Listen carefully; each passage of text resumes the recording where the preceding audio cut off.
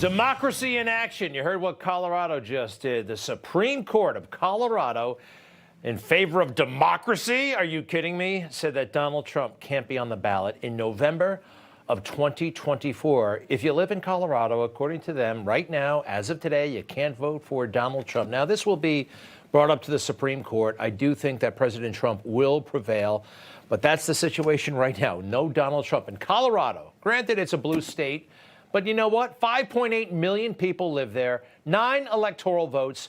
This is a very, very bad situation, right? I'm going through this thing right now.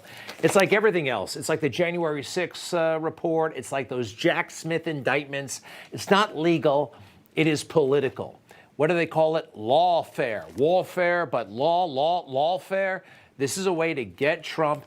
They make it seem like it's legal, but it's really a political vendetta.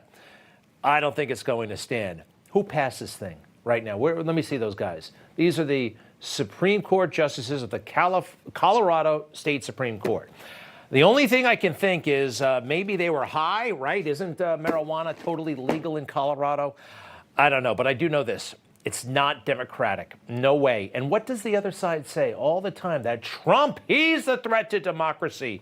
Remember, they just said the people of Colorado can't vote for who they want to vote for. Hey, some people in Colorado want to vote for Trump. You've heard this before, right? I happen to believe Donald Trump is a threat to democracy. Donald Trump is a threat to democracy. Trump's threat to democracy. We've seen it happen over and over, and there's a pattern. Donald Trump is a threat to democracy and should be prosecuted. Right. It's like it's background noise for the American people. It's always there. Now, if you're watching this show, you're immune to it. You know better. You see through it. But a lot of people don't. What are they saying? That Donald Trump, according to the 14th Amendment, cannot be a president or run for president? Oh, my goodness gracious. Do I have to read all that? I don't want to read all that, but somewhere in there it says, if you engage, here we go. If you have engaged in an insurrection or rebellion against the same or given aid or comfort to the enemies thereof, but Congress may be of a vote of 2/3 of each house, remove such a disability. What? All right. They're saying because of January 6th, Donald Trump can't be on the ballot. Can I see that ballot again? Because of January 6th, they are taking Trump off. They are saying that Trump actually, led a violent insurrection. Now, we know that's not true. We know that is a fake news, Democrat, deep state lie, but they sure do stick to it, huh? They are very disciplined, the left.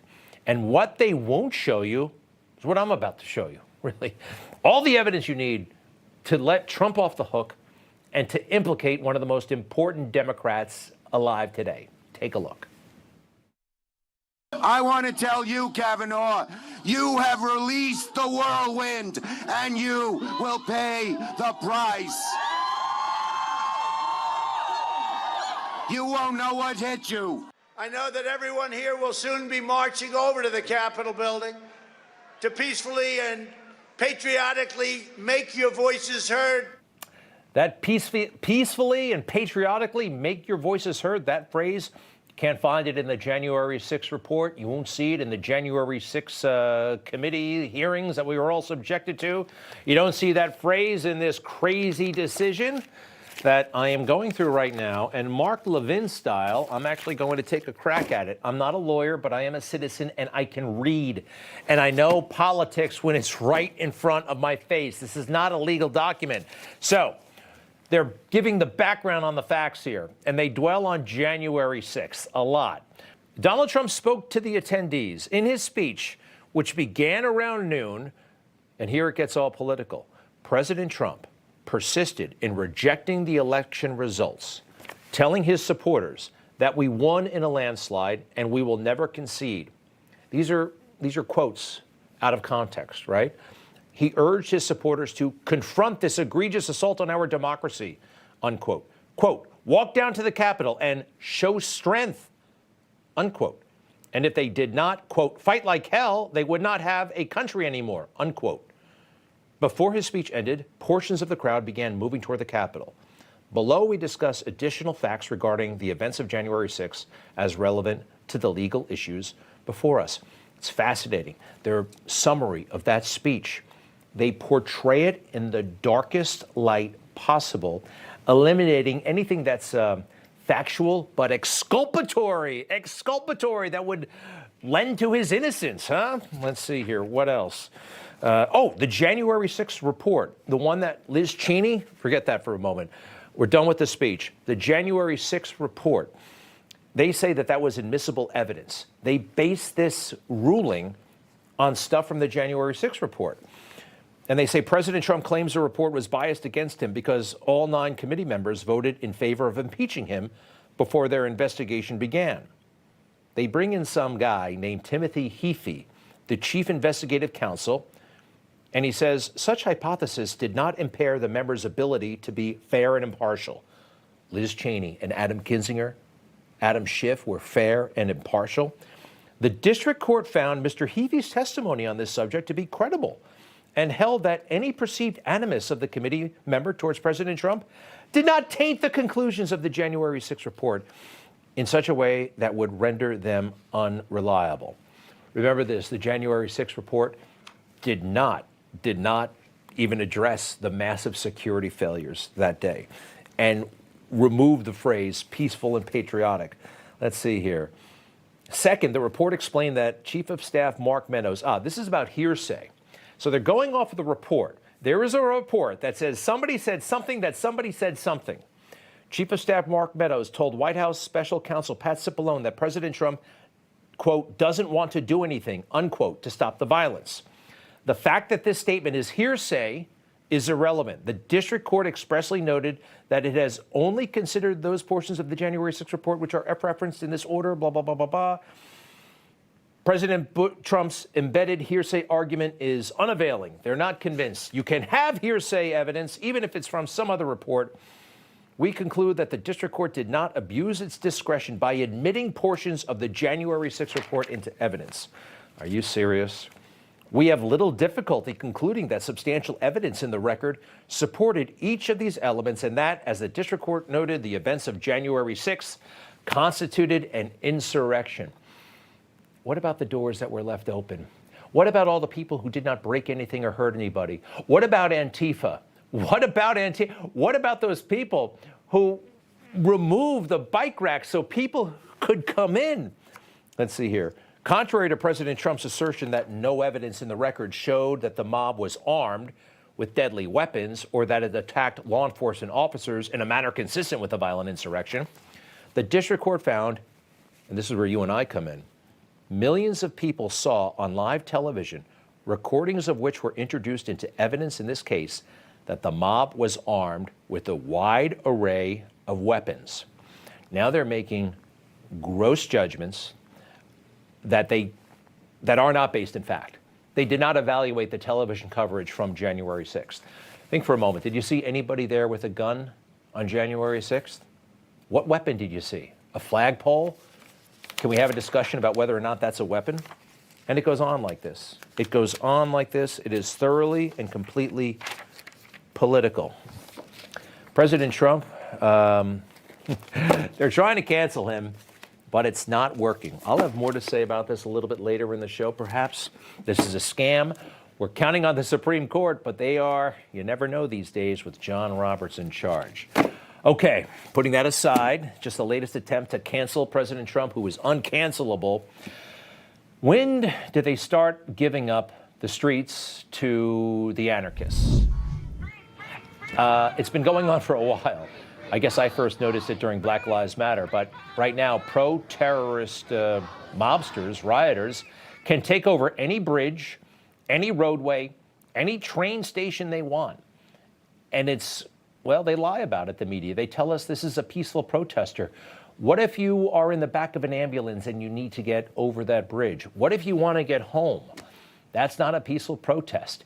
Big cities across the country are taking the sides, the political leadership taking the sides of the pro-terrorist people, especially here in New York. Oh boy, we have a huge problem in New York City, and his name is Eric Adams.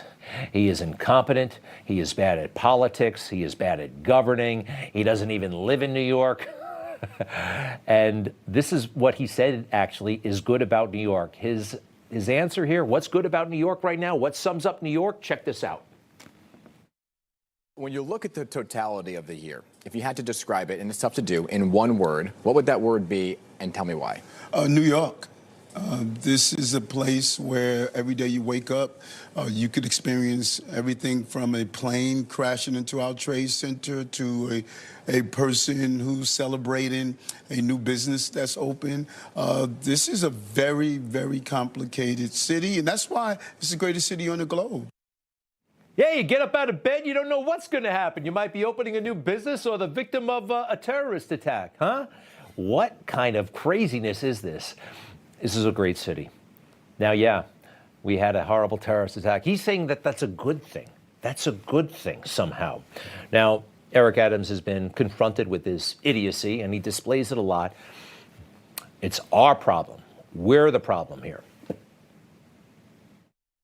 I'm authentic, and I'm going to talk the way New Yorkers talk. And I think it's an insult as someone who served during 9/11. Served during 9/11. I didn't read about it. I didn't hear about it. I lost very dear friends and colleagues. You see what he did, how he flipped that? He's a victim. He's just being authentic. He's keeping it real. Yeah, anything can happen in New York. That's what it's all about right now, victimhood. Kristen Fleming of the New York Post put it this way. I think it's totally brilliant. Break that out for me. She says, the only thing our society now holds valuable is victimhood, and it is to be invoked at any opportunity to shift blame. You know who did it? The guy who was having sex in the Senate Judiciary Committee. Yeah, that Senate staffer. He's running around saying that he's being persecuted and made fun of because he's LGBTQ, because he's gay. He's a victim. Hey, it might even work for him. Check him out. Reality TV or OnlyFans or maybe even Cameo. America used to be a straightforward place, right? We had good, we had bad, we had rules, we had right, we had wrong. Straightforward, uncomplicated, and easy to do or understand. Now, not that life in America was easy, but we had standards. We had a culture. We don't have that anymore. George Washington, father of our country, made sense, right? He was a great general, had great ability, great wisdom. Of course he'd be the president of the United States. Now we have...